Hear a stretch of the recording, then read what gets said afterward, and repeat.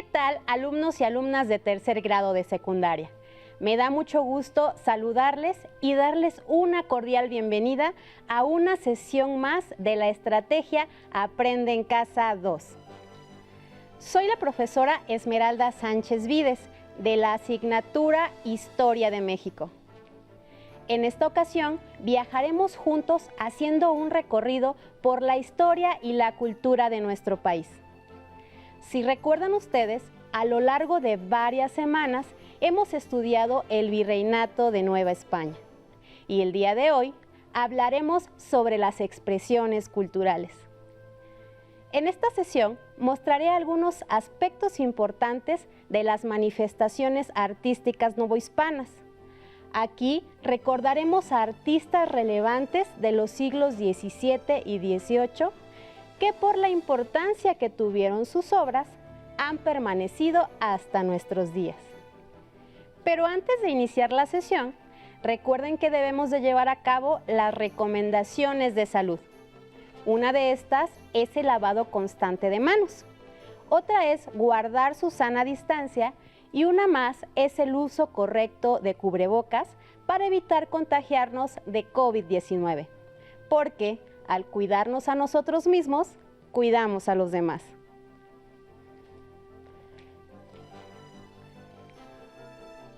El propósito de la lección de hoy es identificar la música, la arquitectura, la literatura y la pintura novohispanas. Deben recordar que el Virreinato de Nueva España se distinguió por sus importantes creaciones y manifestaciones artísticas, algo muy propio del periodo novohispano. Estuvo marcado por elementos únicos y originales. Las manifestaciones artísticas que vamos a trabajar a lo largo de esta sesión son la música, la arquitectura, la pintura y la literatura. Las cuatro tuvieron un enfoque predominantemente religioso y por tanto se plasmaron dentro de las iglesias y conventos. De ellas queremos empezar y destacar la literatura, representada por la obra de Sor Juana Inés de la Cruz, una de las más grandes escritoras de la literatura española en toda su historia.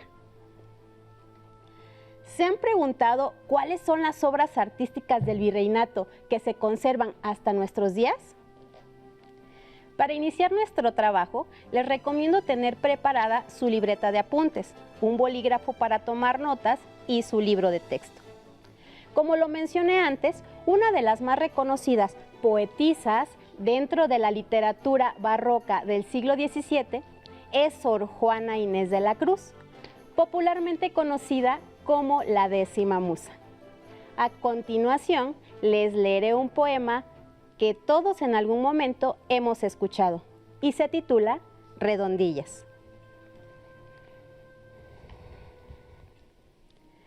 Hombres necios que acusáis a la mujer sin razón, sin ver que sois la ocasión de lo mismo que culpáis. Si con ansia sin igual solicitáis su desdén, ¿por qué queréis que obren bien si las incitáis al mal? Combatís su resistencia y luego, con gravedad, decís que fue liviandad lo que hizo la diligencia. Parecer quiere el denuedo de vuestro parecer loco, al niño que pone el coco y luego le tiene miedo. Queréis, con presunción necia, hallar a la que buscáis, para pretendida Tais y en posesión Lucrecia. ¿Qué humor puede ser más raro que el que, falto de consejo, él mismo empaña el espejo y siente que no esté claro? Con el favor y el desdén tenéis condición igual, quejándoos si os tratan mal, burlándoos si os quieren bien. Opinión, ninguna gana, pues la que más se recata, si no os admite, es ingrata, y si os admite, es liviana. Siempre tan necios andáis, que, con desigual nivel, a una culpáis por cruel, y a otra por fácil culpáis. Pues ¿cómo ha de estar templada la que vuestro amor pretende, si la que es ingrata ofende, y la que es fácil enfada? Mas entre el enfado y la pena, que vuestro gusto refiere, bien haya la que no os quiere, y quejaos enhorabuena. Dan vuestras amantes penas a sus libertades alas, y después de hacerlas malas, las queréis hallar muy buenas. ¿Cuál mayor culpa ha tenido en una pasión errada? ¿La que cae de rogada o el que ruega de caído? ¿O cuál es de más culpar, aunque cualquiera mal haga? ¿La que peca por la paga o el que paga por pecar? Pues, ¿para qué os espantáis de la culpa que tenéis? ¿Queredlas cuad las hacéis o hacedlas cuad las buscáis? Dejad de solicitar y después, con más razón, acusaréis la afición de la que os fuere a rogar. Bien, con muchas armas fundo, que lidia vuestra arrogancia, pues en promesa e instancia juntáis diablo, carne y mundo. ¿Habían escuchado completo este bellísimo poema de Sor Juana Inés de la Cruz? Tal vez solo habían escuchado o leído la primera estrofa. Les invito a reflexionar con las siguientes interrogantes. ¿Qué temática se aborda en el poema y a quién creen que está dirigido?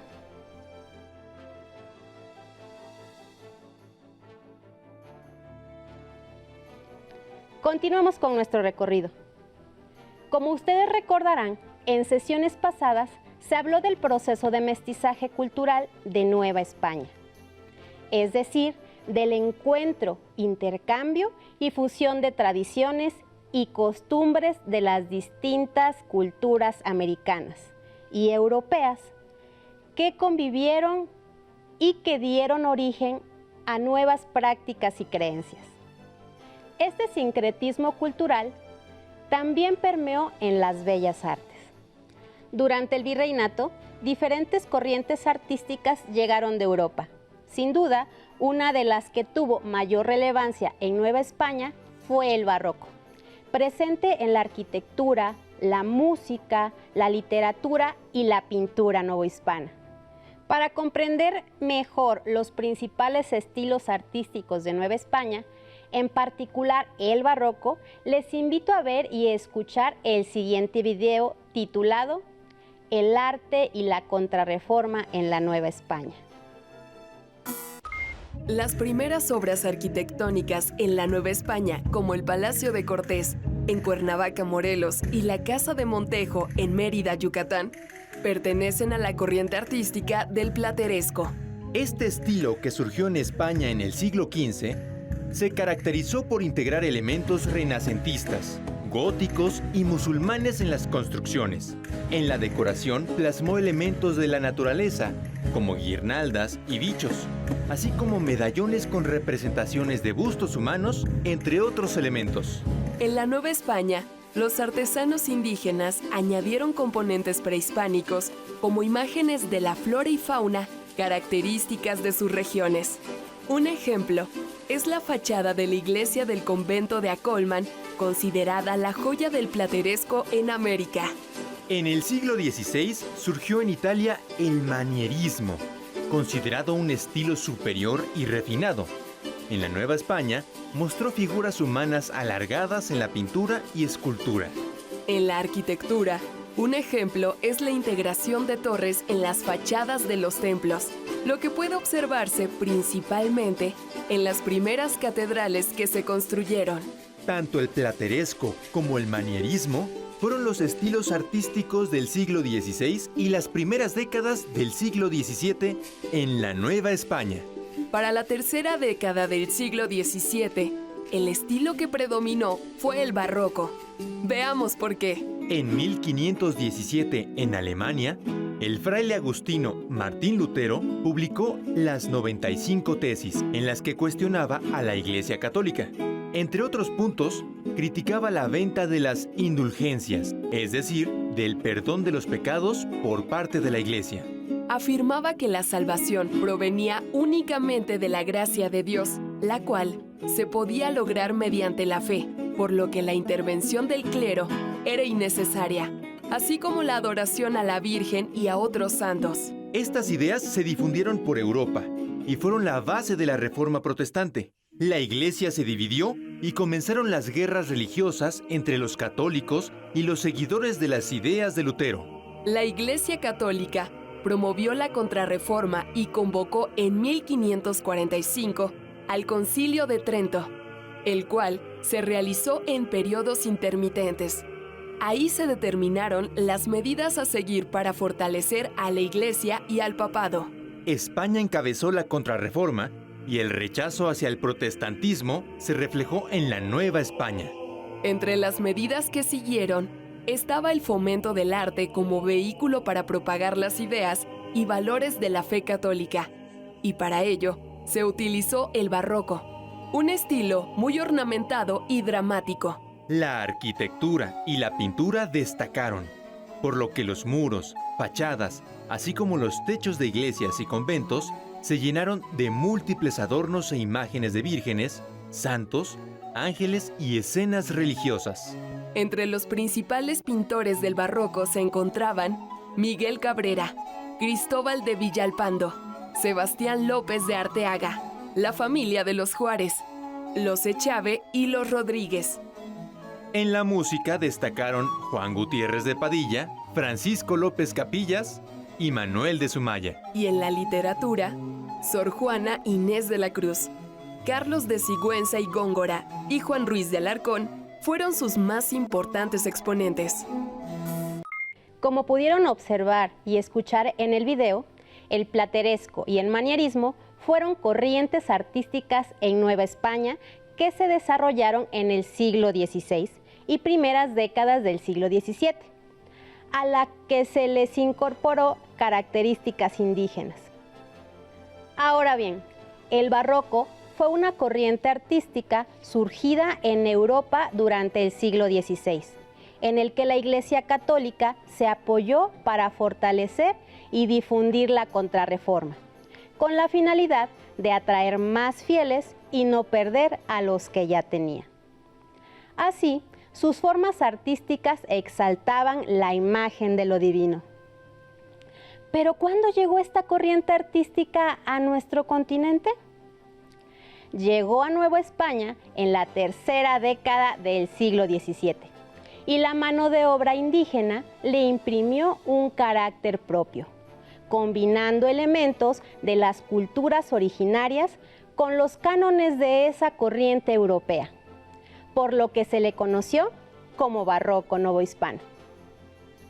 Es importante resaltar que en la segunda mitad del siglo XVIII, como reacción al barroco, surgió el estilo neoclásico, el cual expresó elementos opuestos. Tenía como base la renovación de los valores filosóficos y estéticos de la antigüedad clásica y el culto a la razón. Asimismo, la arquitectura fue más simple porque se logró rescatar las formas geométricas, intentando darles un estilo grecolatino, sin olvidar la construcción de arcos, la elegancia y la sobriedad. Se utilizó con más frecuencia en recintos civiles y de gobierno, en contraposición al predominio del barroco en las iglesias. ¿Qué les está pareciendo este recorrido por el pasado? ¿Ya lograron distinguir cuáles fueron las corrientes artísticas que llegaron a Nueva España? Esto se está poniendo bastante interesante. Ahora retrocederemos al siglo XVI, al inicio del proceso de evangelización. ¿Ya se ubicaron? Pues bien, como ya recordarán por lo visto en sesiones pasadas, hablar de pintura, música y teatro es referirse a la función que tuvieron en el adoctrinamiento católico de la población indígena. Los frailes se valieron de estos instrumentos para enseñar y consolidar la fe cristiana. A este proceso se le denominó conquista espiritual. El hecho de que las culturas indígenas contaran con una importante tradición religiosa combinada con expresiones artísticas fue utilizado por los frailes para facilitar la conversión al catolicismo. Las manifestaciones artísticas representaron o interpretaron diversos pasajes bíblicos y personajes religiosos. En la pintura se expresaron escenas de la lucha entre el bien y el mal, así como los tormentos en el infierno por los pecados cometidos. También la música y el teatro hacían alusión a temas religiosos y representaciones sagradas, con la finalidad de adoctrinar en la fe católica a los indígenas. ¿Se habían imaginado que las manifestaciones artísticas se ocuparon para la consolidación de la conquista espiritual? Ahora sí, continuemos con nuestro recorrido y ubiquémonos en la tercera década del siglo XVII, a la llegada del barroco puesto al servicio de la Iglesia. Las obras artísticas se caracterizan por la abundancia de elementos. Muchos templos y obras religiosas de esa época se consideran joyas del barroco novohispano. Hablemos de las principales características de la arquitectura barroca novohispana y de algunos recursos y materiales que se utilizaron. Entre estas, el empleo de muchos colores brillantes, la saturación en los retablos y fachadas de templos. Todos estos elementos que dotaban a las distintas obras de movimientos. Favorecían composiciones fantásticas e ingeniosas que hacían resaltar su carácter divino.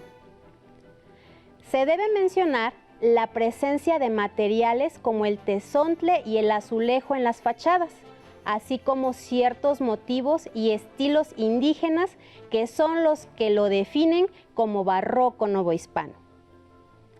Cabe precisar que este estilo artístico fue ampliamente desarrollado por criollos, mestizos y pobladores originarios. ¿Ya se han dado cuenta del impacto que tuvo este movimiento? ¿Han pensado en ejemplos de templos o museos que hayan podido visitar? Seguramente que sí. La arquitectura es la evidencia más palpable del barroco novohispano. Como ejemplos tenemos a la Catedral de Puebla, Santa María Tonancintla, la Catedral Metropolitana de la Ciudad de México, la de Guadalajara. Qué hermosas imágenes acabamos de ver, grandes joyas heredadas del barroco. Pasamos ahora a la literatura.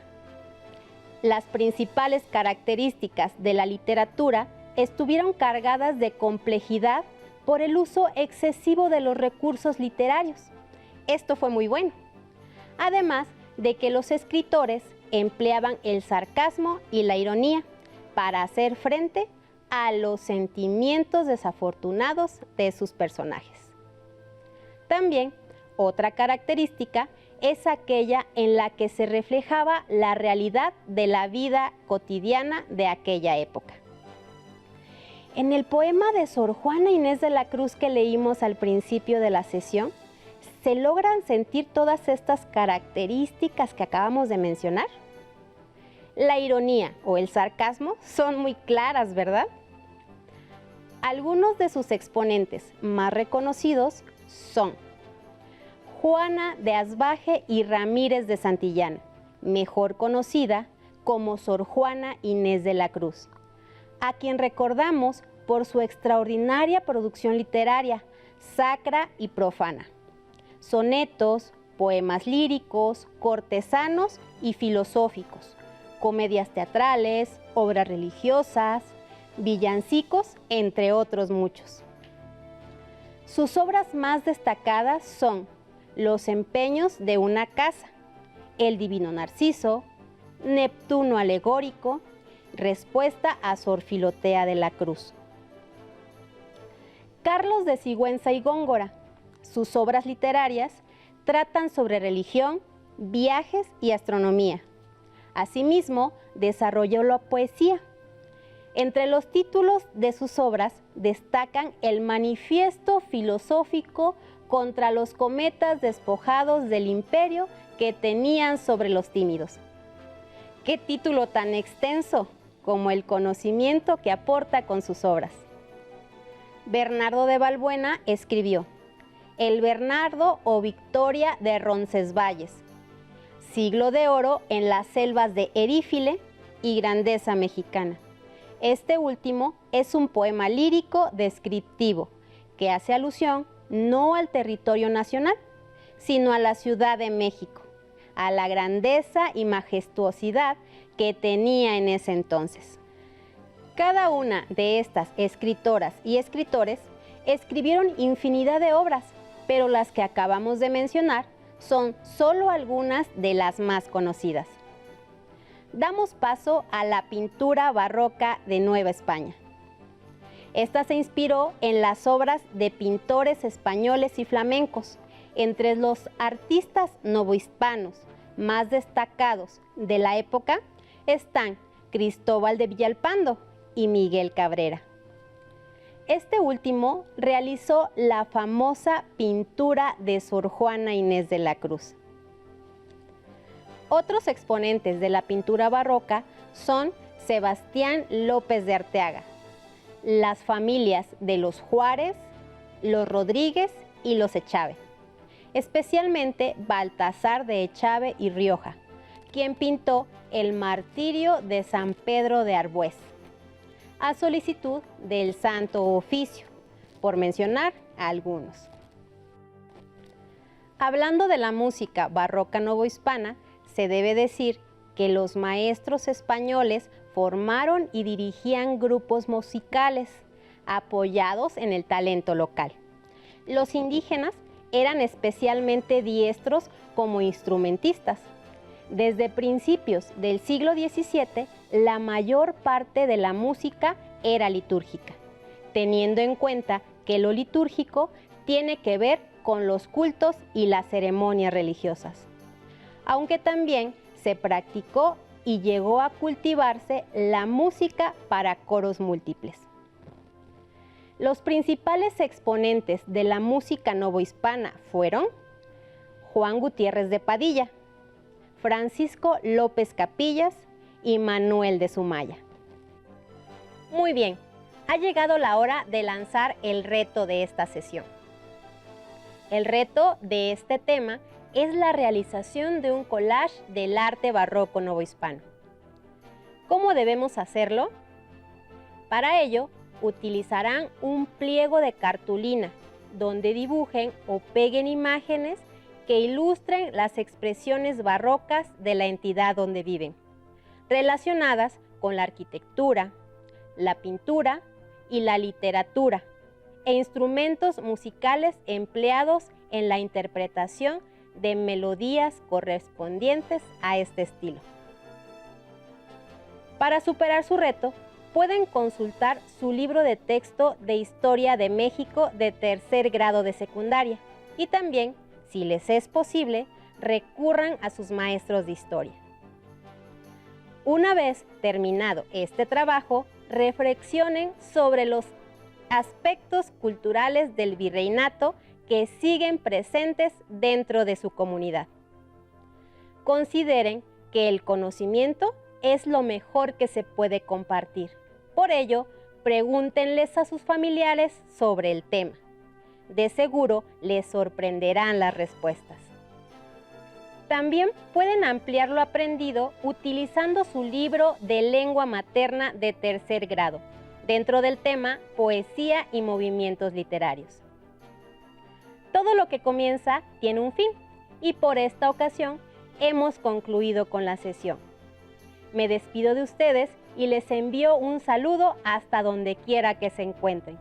Soy la profesora Esmeralda Sánchez Vides. Hasta pronto. Si tienes dudas o necesitas ayuda, llama al Centro de Apoyo Pedagógico a Distancia. El número de teléfono para secundaria es el 55 36 01 71 23. Si requieres consultar los libros de texto en versión digital, recuerda que los puedes encontrar en la página conalitec.cep.gov.mx. Y recuerda que también cuentas con el sitio aprendeencasa.cep.gov.mx, en donde podrás ver nuevamente los videos de los programas y además encontrarás actividades para fortalecer tus aprendizajes.